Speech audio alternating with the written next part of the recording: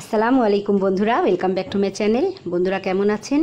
আশা করছি ভালো আছেন। আলহামদুলিল্লাহ আমি অনেক ভালো আছি। বন্ধুরা শিং মাছ এনে দিয়েছিল আপনাদের দাদা। দেখুন শিং মাছ আমি কুটে ডিপ ফ্রিজে রেখে দিয়েছিলাম, আর বরফ জমে গিয়েছে। এখন রান্না করব। আমি বুঝতে পারিনি ওটা আমি নর্মাল রাখলেও ভালো হতো, কিন্তু ডিপে রেখে দিয়েছি আর বরফ হয়ে গেছে। আর ওদিকে মাংস রান্না করব অল্প করে, যেহেতু মাছ রান্না করছি এই জন্য মাংসটা অল্প করেই নিয়েছি, আর বাদবাকি মাংস আমি ফ্রিজে রেখে দিয়েছি।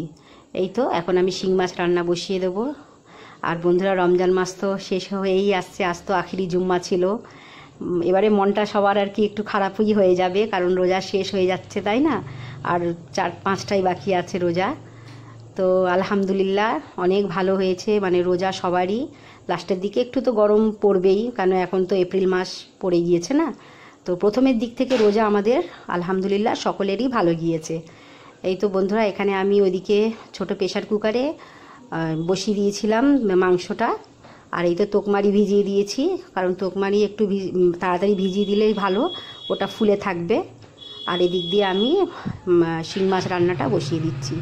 রেসিপিটা দেখালাম না, আসলে একলা ফোন ধরে তো আমি পারছি না আর কি রেসিপি তুলতে। যখন কেউ থাকলে একটু বেশি ভালো হয়, নাহলে দেখছেনই তো যখন রান্নার আমি রেসিপিগুলো ছাড়ি একটু এদিক ওদিক হয়ে যায়।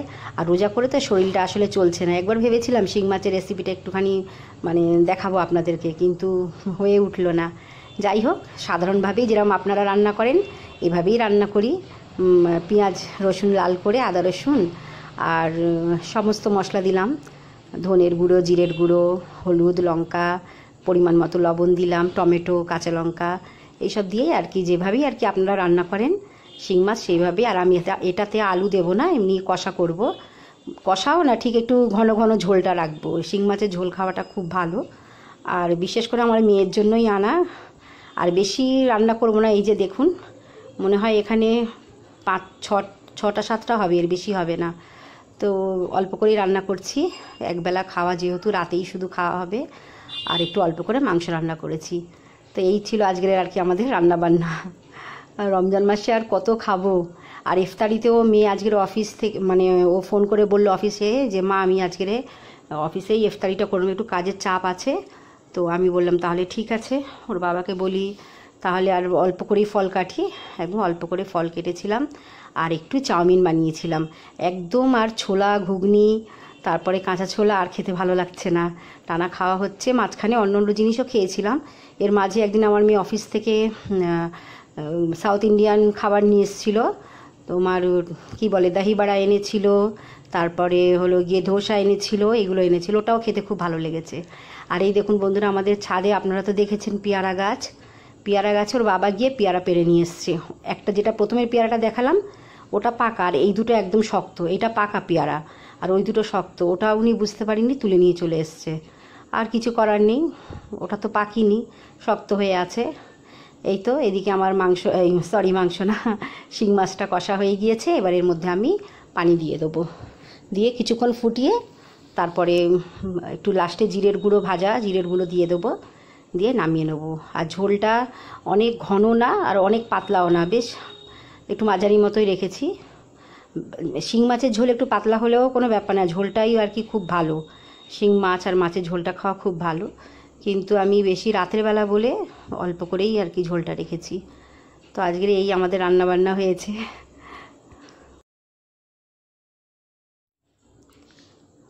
এই তো বন্ধুরা শিং মাছে আর একটু পানি দিয়ে দেবো, কারণ পানি দেখছি একটু কম হচ্ছে। আর অল্প করে পানি দিয়ে তারপরে শিং মাছটা ফুটে গেলে একটু জিরের গুঁড়ো দিয়ে নামিয়ে দেবো। তো বন্ধুরা আমার ছেলেকে তো একদিন ওয়ার্ডেন ছুটি দিচ্ছে, ঈদের দিনই শুধু ছুটি দিচ্ছে। তো আমার এতে মনটা অনেক খারাপ হয়ে যাচ্ছে। আমি বলছি যে ওয়ার্ডেনকে একটু বলে দেখো, তোমার তো বাড়ি পাশে, তুমি 3টে দিন অন্তত যদি ছুটি নিতে পারো, চাঁদ রাত, ঈদ আর ঈদের পরের দিন, তারপরের দিন তুমি চলে গেলে। তো বলছে মা আমি শিওর হতে পারছি না এখন, আমি আগে ওয়ার্ডেন যতক্ষণ না আমাকে ছুটি দেবে আমি তোমাকে হ্যাঁ বলবো, তুমি আশায় থাকবে। আমি আগে ওয়ার্ডেনের সাথে কথা বলি, কি বলে তারপরে আমি তোমাকে জানাবো। আমি তো আল্লাহকে ডাকছি যে আল্লাহ যেন আমার ছেলেকে 3টে দিন অন্তত ছুটি দেয়। তো দেখা যাক কি হয়, আল্লাহ যদি আমার দোয়া কবুল করে। তো আল্লাহকে তো ডেকেই যাচ্ছি।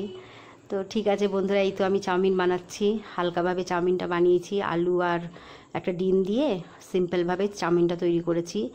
আর বেশি মশলা দেয়নি। অন্য সময় আমি অনেক রকম মশলা দিয়ে তারপরে নানান রকম সস দেই, চিকেন টিকেন দিয়ে বানাই, কিন্তু এখন রোজা করে তো অত ভালো লাগছে না, আর যার কারণে আমি সিম্পলভাবেই চাউমিনটা তৈরি করলাম। একটু চিলি ফ্লেক্স দিয়েছি, একটু গোলমরিচের গুঁড়ো, একটু হার্বস দিয়েছি, আর সস, তারপরে কাঁচা লঙ্কা, পেঁয়াজ, শসা এগুলো দিয়ে টমেটো সস দিয়ে চাউমিনটা আর কি খেয়েছি। খুব ভালো হয়েছিল চাউমিনটা, টেস্ট লেগেছে। আর সারাদিন রোজা করে তো যেটাই খাবে সেটাই ভালো লাগবে। তো বন্ধুরা, আল্লাহ যেন আমাদের সকলকে শরীর সুস্থ রাখে, আমরা যেন ভালোভাবে থাকি, সামনের বছর আবার আমরা যেন রোজা করি। একটু রোজাটা শেষ হয়ে যাচ্ছে, মনটা খারাপ লাগছে। ঈদের পরে এই সন্ধ্যাবেলা ঠিক মাগরিবের টাইমে খুব মিস করব আমরা, এই যে এত রোজা করে আমরা ইফতারি বানাই, ইফতারি খাবো, যেন একটা আলাদাই আনন্দ। এগুলোকে খুব আর কি মিস করব, সকলাই করবে। আর কিছু করার নেই, আল্লাহ আমাদের সকলকে ভালো রাখুক, আমরা যেন আবার সুস্থ থাকি, সামনের বছর আবার আমরা রোজা করব, তাই না? এই তো বন্ধুরা, আমার ইফতারি রেডি হয়ে গেল। সিম্পল ফল কেটেছি আর চাউমিন, আর ওদিকে তোকমারির শরবত করেছি। আর মেয়ে তো আজকের অফিসেই ইফতারি করবে, বাড়িতে আসবে না। তো বন্ধুরা, ভিডিওটা এই পর্যন্তই। কেমন হয়েছে ব্লগটা অবশ্যই আমাকে কমেন্ট করে জানাবেন। আমার ভিডিওকে লাইক এবং নতুন বন্ধু যারা আমার চ্যানেলকে দেখছেন সাবস্ক্রাইব করে দেবেন, আর কমেন্টে জানাবেন যে কেমন হচ্ছে আমার ব্লগ। অনেকেই তো জানাচ্ছে যে খুব ভালো হচ্ছে, তাদেরকে অসংখ্য ধন্যবাদ। ভালো থাকবেন, সুস্থ থাকবেন, আল্লাহ হাফিজ।